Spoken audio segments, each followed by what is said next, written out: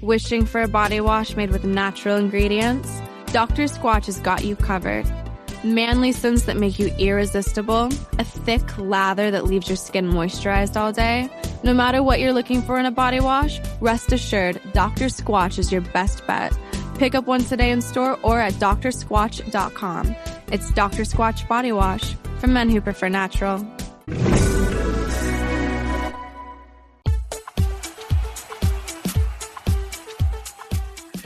Hi, welcome to the 1865 Match Report. I'm Baz, and we're recording this the morning after Forest got a long-awaited home win against Crystal Palace.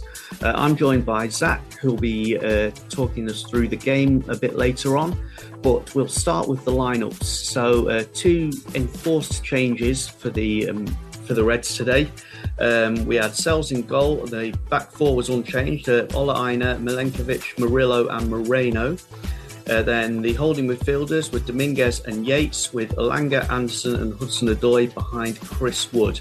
So the question beforehand was, when we saw the team lineup, was who was going to play the number 10 role. It turned out it was going to be Anderson, and he kind of impressed at times.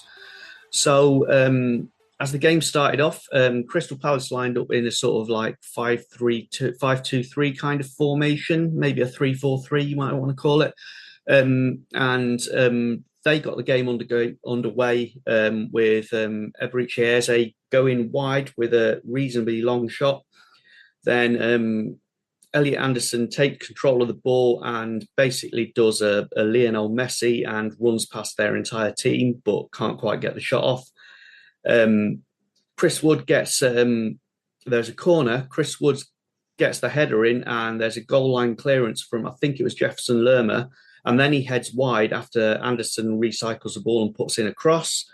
Eddie Nketiah, who of course we were linked with in the summer, he had a long range shot that went wide, and then we started sort of getting into the game a bit more. Yates had a header which hit the post, and he seemed to injure himself in that, and I'll come back to that later on, I think. Then there was another one just before half-time where a cross comes in and Wood's stretching at the far post, but all he can do is sort of tip it to Dean Henderson. And that took us to half-time. Then in the second half, it was Palace that basically started better, with Sells making a double save from Eze, and then I think it was Kamada. There was an incident with Murillo where he, and again, I'll come back to this later on, where he tussled with Nketiah, but Moreno made an amazing block to stop, Will Hughes. Yates goes down on the edge of the box. We're all screaming for a penalty, but the referee waves play on, and then Anderson gets booked for bringing down their player at the other end. And again, we'll touch on this later on, but we were absolutely screaming about that one. And Eze probably had the best, or certainly the most impressive chance of the game, where a 30-yard free kick, Sells just gets his fingers to it, tips it onto the bar. Then Josta Silva comes on to replace Elanga. We get the ball, a long ball up front. Chalobah heads it down, and Wood shoots from about 25 yards. Henderson probably should have done better, but it sneaks in. Dominguez gets booked for something or the other. Then there's another save from Elliott Anderson, and we switch to a back five, which made me worry a little bit. But then Sells keeps us in the game, a save from Schlupp, and that was pretty much it as far as the action goes. So, as I say, I'm joined by Zach. Zach, how was the game for you?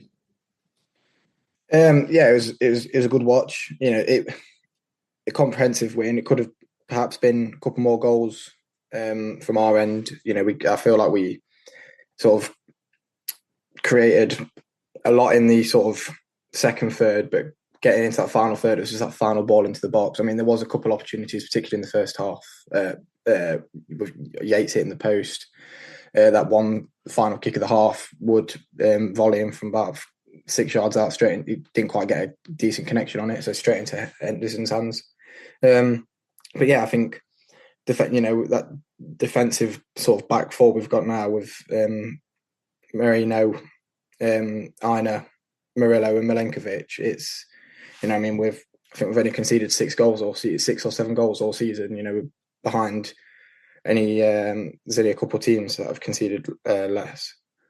So, it's a good going, particularly with what we've seen the past couple of seasons as well. We're not normally up there in terms of the least goals conceded, and I think that's testament to not only the back four but Sells as well. I think particularly the last 2 games, Chelsea last week and then Crystal Palace last night. I think they're probably, since we've been promoted, the best 2 games we've seen a goalkeeper have in a red shirt, in a forest shirt.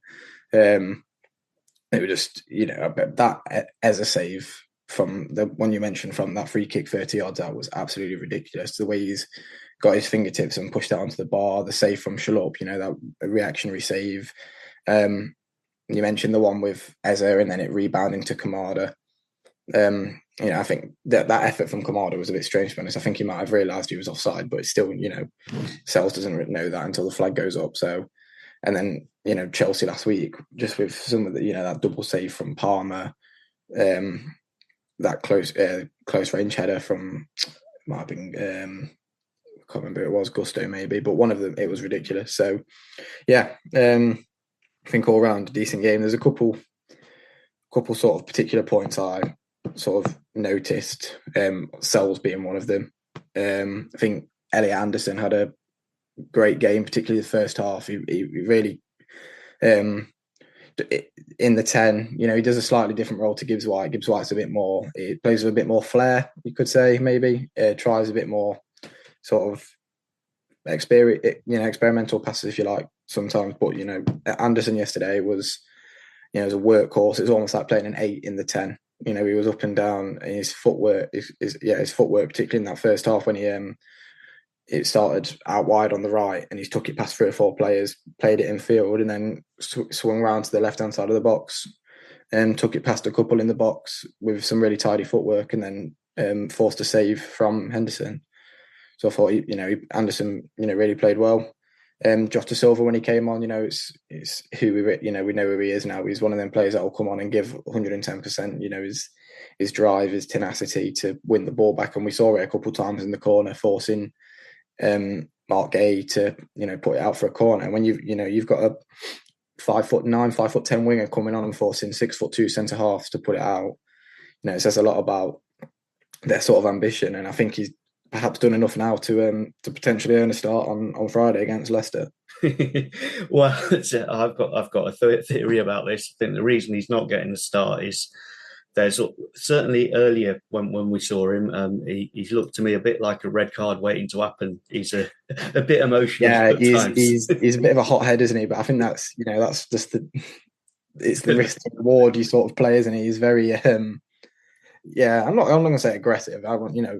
He wants the ball. He'll fight for that ball back. Yeah, I can understand where you're coming from. And I think obviously if he was to start, he'd be knackered by sort of 60, 65 minutes. So it swings and roundabouts. But just to go back to Matt Sells, last season I thought, especially after the disaster at the first half of the season, I thought he looked like a competent, solid keeper. But especially these last 2 games, he's looked like someone who's on top of his game. The reaction saves he's doing. I was really impressed when we had Keylor Navas, the way he got down and then reacted, and then to make like double saves like that. But Sells is doing the same thing now.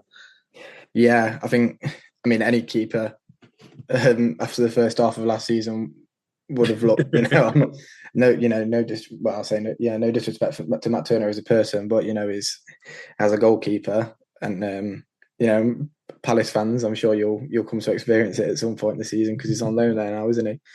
But yeah, Turner and then Vlachodimos, that something clearly wasn't working there. So bringing Sells in sort of, was a big part of us staying up last season, I'd argue. A solid goalkeeper. And I thought last season, he's good. It will keep, keep us tied over to the end of the season. And then come the summer, we'll bring a goalkeeper in. Obviously this summer we've brought in Carlos Miguel. We've seen him in only in League Cup action. Bar that game against Newcastle, bar the early save, which is palmed straight into Isak. I think it was Isak.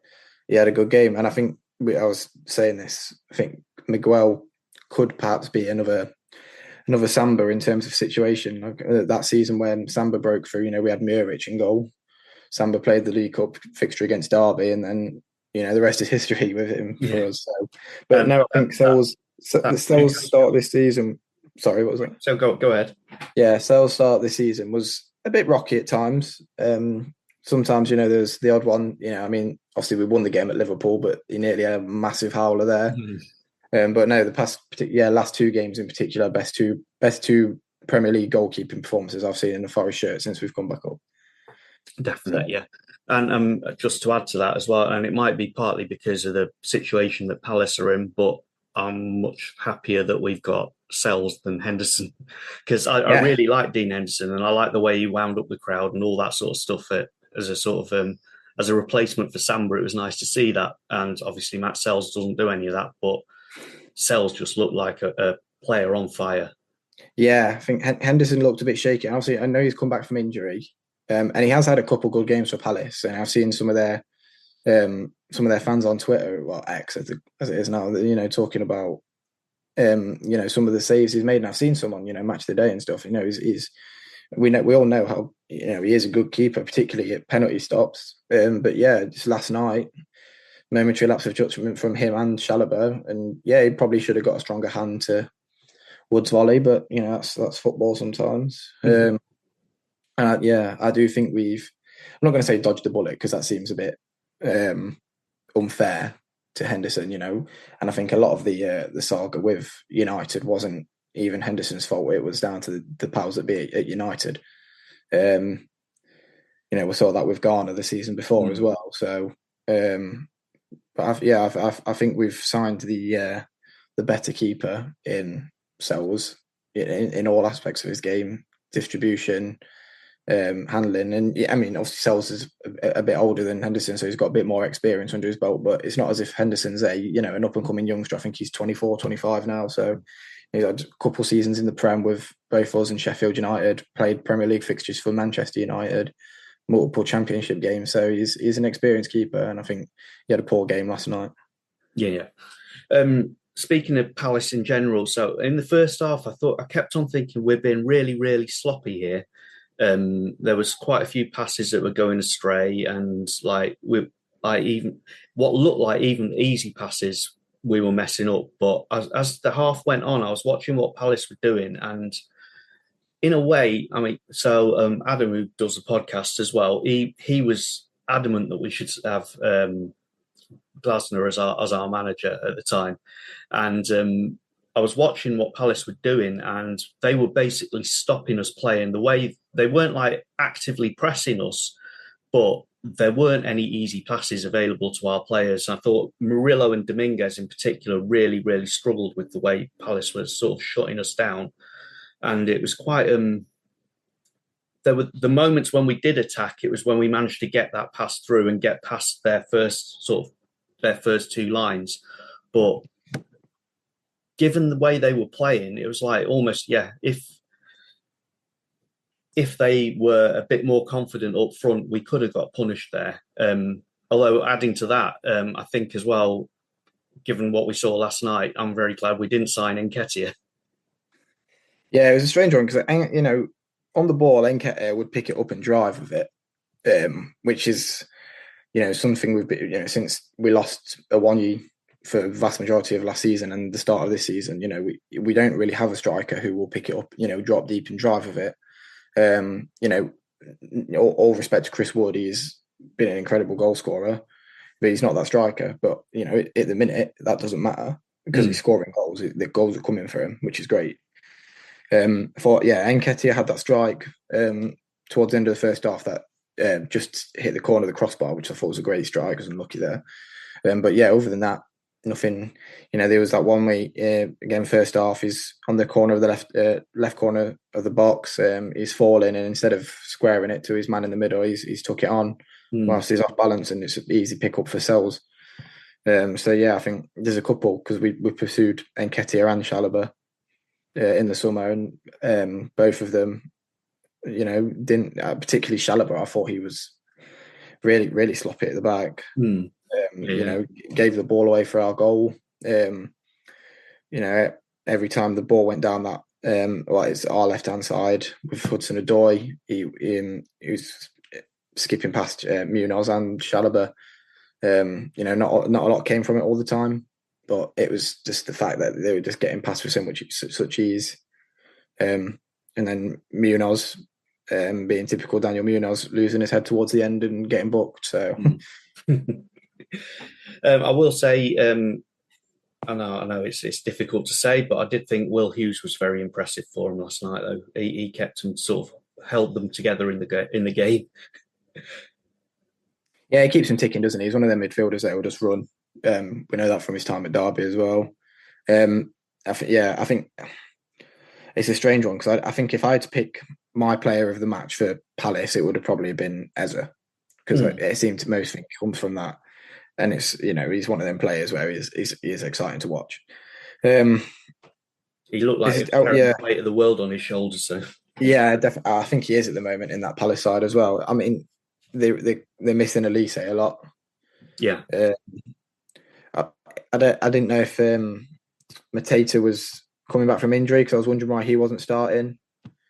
They seemed to, when he came on, they seemed to be a bit more direct. But yeah, I think he did have a good game. No, I wouldn't say nothing stand out. But I think it's hard to look past my bias because he's one of them players. Like when we went there last day of the season, a couple of years ago when we stayed up, I was there in the end at Selhurst Park, and the atmosphere was great. But when we were 1-0 up and he scored, and he starts shushing. I'm like, come on, who cares? We can literally lose today. It's no problem. Like we're all having a party. We literally cheered when they scored. Like, who do you think you are? Actually, just on the same point, one of my favourite moments of last night's game. So I mentioned that we mentioned the Yates header. When he leapt for that, I think he collided with one of the Palace players, and I thought it might have been a head injury. And he was down for a few minutes, and obviously the physios come on, and because the physios came on, he had to leave the pitch, and so he walked past the Palace fans, and they all started yelling abuse at him. So he just turned to him and just went, "Yeah, yeah, yeah." And so when he came back to our corner, we just gave him the biggest cheer. I absolutely love him, and I feel like it's particularly this season. Like you go on Twitter, particularly after the Liverpool and Chelsea games as well.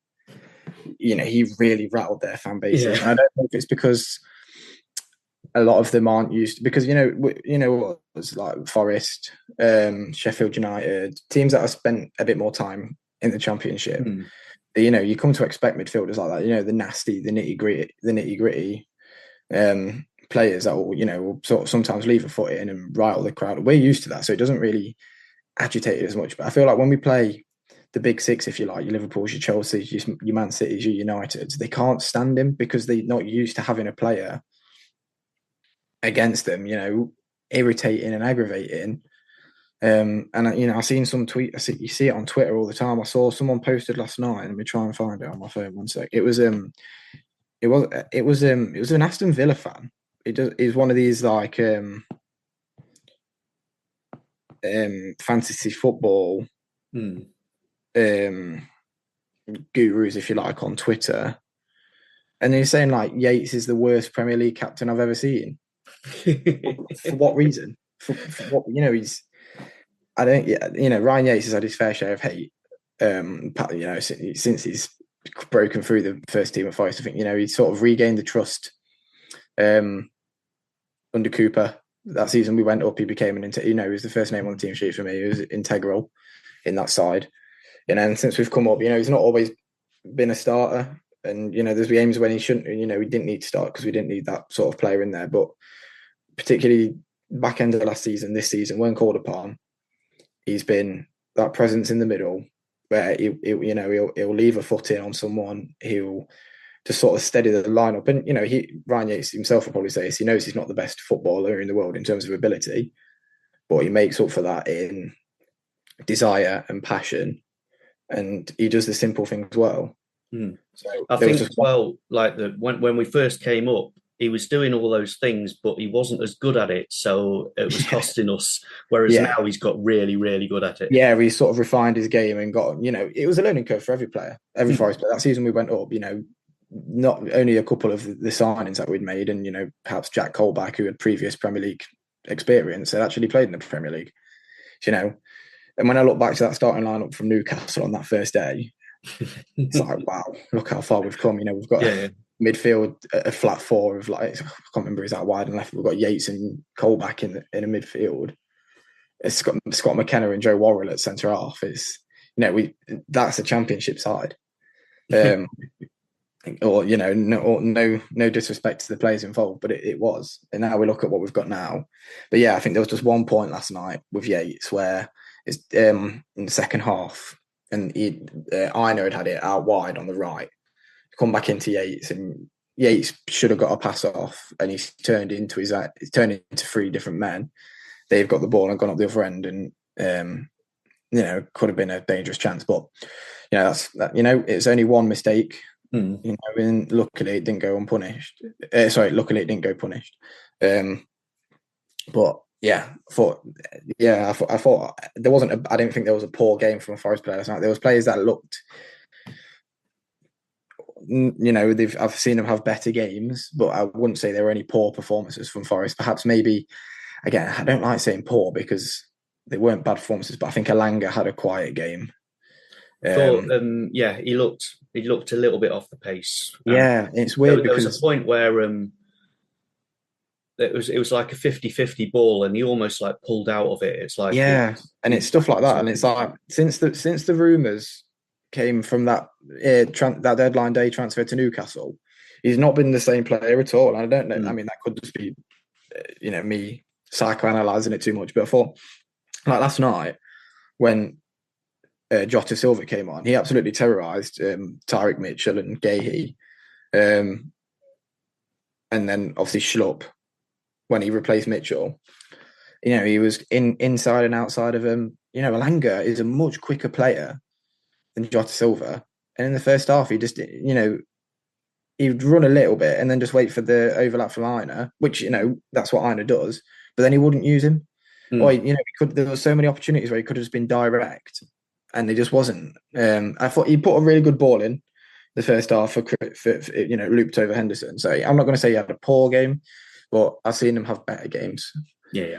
The 1865 Match Report. You're listening to 1865, the Nottingham Forest podcast. So we mentioned a few of our players having really good games. I thought Moreno especially, he's looking to be a cracking signing. But I just mentioned Milenkovic, who I thought was absolutely outstanding. He is. I like, in terms of all Premier Leagues. I know I don't want to sound like the typical my club, my Manchester sort of thing, but I think of all the signings in the Premier League this summer, he has been the most influential. Because if you look at our defensive record from last season, the season before, it wasn't exactly pretty, was it? And then this season, to have only conceded 6 goals, it's down to that man. Moreno's been a revelation as well. Aina's been great. Obviously, we know what Moreno's like, but that's just that towering figure. Involved in the goal at Chelsea last week as well. I saw a video on Twitter last night from the Lower Bridgeford at the end, and like Yates pushing him towards. That was my favourite moment of the entire game. Yeah, towards the corner. Milenkovic was just like ice cold throughout the entire game, and then suddenly when that happens right at the end, you see that passion. But we know, we know what those sort of Eastern European players are like. Serbians, Hungarians, Bulgarians. They've got that sort of passion, haven't they? Particularly their leagues as well. Last saw an interview with him before we played Liverpool, and the interviewer said, like, "Are you worried about playing under the Anfield atmosphere?" And this guy's played in like Belgrade derbies and stuff. There's folks trying to kill each other in the stands, and there's pyro going off everywhere. I'm sure he's not worried about Anfield, but yeah, he has been a revelation. He's absolutely incredible, and I think we'll be lucky to we said this about Murillo last year. We'll be lucky to keep hold of Milenkovic come the end of the season, but I think we're in that position now where so long as we keep up this form where we're not going to be one of those clubs where players have a good season as a stepping stone. I think we were all worried about losing Murillo and Gibbs White at the end of last season. We kept them, and I think if we continue to build this season, we can be one of them clubs where players want to stay and build a project, and keep pushing on towards, their top 8, those European spots, because it's not that far out of reach. I don't think it's crazy to say, third season in the Premier League now. Your first 2 seasons are hardest. In particular, I think the second season is harder than the first, arguably. Second season syndrome. You look at a lot of teams, they survive the first season and then go straight down the second, because they've sort of lost that. When you go up, we saw it. Our first season up in Premier League, the atmospheres at the City Ground every week. We weren't having the greatest results in the football. All respect to Steve Cooper, it wasn't great most of the time. But we stayed up on pure passion. Second season, when results weren't going our way, and obviously we sacked Cooper and brought Nuno in. I think, and bar the last sort of 8 games of the season, I thought the atmosphere was quite poor at the City Ground as well. So it's definitely that second season syndrome. But now we're in that third season, we can build. I think we'll be doing better to keep players, and players will want to come and play for us.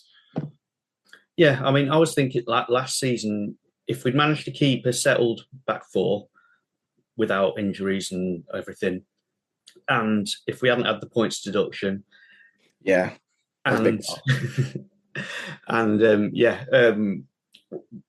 was the makings of like a mid-table side there.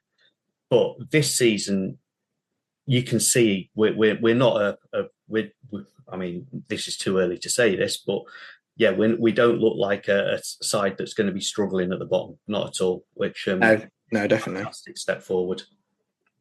Yeah, it's been a big. You can tell Nuno's had a full summer to work with him now. We've obviously brought in some brilliant signings, and just the sort of feel good factor at the club feels like it's back. Obviously, when we lost, when Cooper was at the club, there was that really big togetherness feel, except for the sort of 2 or 3 weeks before he was sacked. So I think everyone sort of knew it was time. But it feels like we're getting that sort of that feel back together now, and it's partnered with performance on the pitch. Under Cooper there was that feel good feel because there was that togetherness. Like, we need to stick together in terms of atmosphere and as a club to elevate the players. But now it feels like the players are elevating us. Yeah, so it's great. Actually, and that's a good point. So I just wanted to talk about a little bit about the atmosphere, because I thought, especially in the second half towards the end, it was as good as it's ever been. It was, the fans were singing the players over the line. Yeah, and I think that's one thing we're very good at as a club is that last 20 minutes, particularly when we're only holding on to a 1-0 lead, or a 1-1 draw. I'm going to go back to the first season again, that 1-1 draw at City at home, and then the 1-0 victory against Arsenal to keep us up, and the second to last game of the season was just absolutely it does carry players over the line. And it sounded good on telly last night. I'm gutted I couldn't get down to experience it in person, but I've been a season ticket holder for the last 2 seasons in the Premier League and then multiple seasons beforehand, so I know what the atmosphere can be like. And it sounded good on telly, and it does have a massive effect on the players, and particularly like I say, when you're carrying on to that 1-0 lead, because there was points in that last sort of 10 minutes, and obviously 7 minutes of added time. Where did that come from? No. And when we went to the back 5, I was thinking that could be a mistake. We probably we've seen it before, haven't we? We've seen it before when we've gone to a back 5. I think, that Luton game 2 years last year. That was a year ago yesterday, actually. That Luton game. God. It was the day my sister got married. So I remember being at the wedding and watching it on my phone on a dodgy street, being 2-0 up. But there was like 4 Forest fans on our table. I was like, oh yeah, 2-0 up, and then I was like, yeah, that's 2-2. So yeah. So so that takes us up to 8th, I think, and then we've got Leicester away. So Steve Cooper. But if we win that one, that takes us up to 5th, which is like nosebleed territory. But I'm nervous about the Leicester game. How do you feel about it? Yeah, it's one of them, isn't it? For the last time we played Leicester away in the Premier League, we got absolutely drubbed, didn't we? It was 4-0, 3-0 at half time. It wasn't a great game. And obviously, it's always interesting playing Leicester, because they say that we're not rivals, and we'd argue that we're not rivals, but there's always that little intensity. And I think both sets of fans enjoy it, really. And there's always going to be a rivalry, the locality of it. We're both, obviously they won the Premier League 8 years ago. Bar that, we've always been in sort of, they had that, since that good spell from winning the league. They obviously played Champions League, and then other than that, they've come back down and gone back up, that sort of yo-yoing. So I think as clubs, we've both experienced similar positions.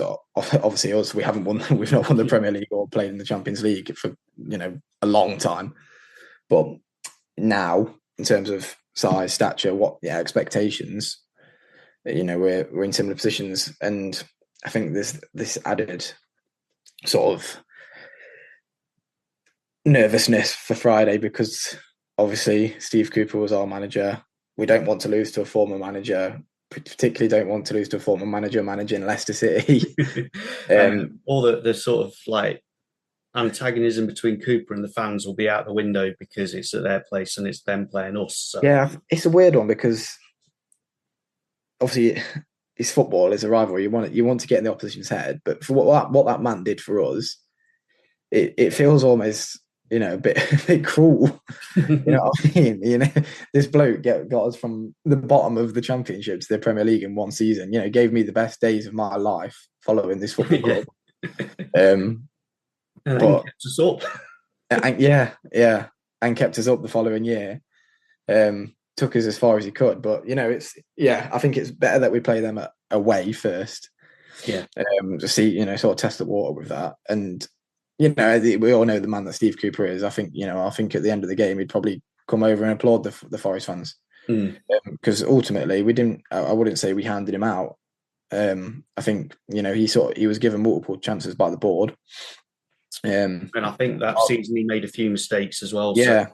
Yeah, exactly. That arguably, I think the board were arguably quite reasonable, to be honest. I think there was points where he probably should have gone and didn't. So I don't think there'll be any animosity for Cooper towards us, and I think most Forest fans would be quite courteous towards him. However, if we lose, it could change. But no, it's one of them where I think we are definitely the better footballing side, 100%. I mean, Leicester had a great result of the weekend. Southampton should have put that game to bed. 2-0 up and losing 3-2. I mean, then the final goal is just awful defending. There's 3 men on a corner. Yeah, but that's football, isn't it? Leicester finished it. From what I can see, they look like they're poor defensively, but they'll always get at least one. So well, they've got Vardy as well, haven't they? And he's he's still, no matter his age, he's still that little terrier, isn't he? He's that fox in the box, and he'll get into positions. They've got a couple of decent players. They've got that Buonanotte. Yeah. As well, he had a good game at the weekend. I've seen him play against Brighton as well. That changed it for him against Southampton as well. Abdul Fatua or something. Oh yeah, Fatua, yeah. He looks a bit tasty, but I mean, he terrified the Southampton defence. But then we've got Milenkovic, so yeah, exactly, yeah. And Southampton haven't had a great start either. But yeah. Brilliant. Well, thank you very much, Zach. Let's revel in the home win while it lasts, and we look forward to Leicester on Friday. We'll be back with a match report after that. We've also got the Friday 5, and I think we've got a women's football report as well this week. So thank you very much, Zach. Thank you very much to you, listener, and we'll see you next time.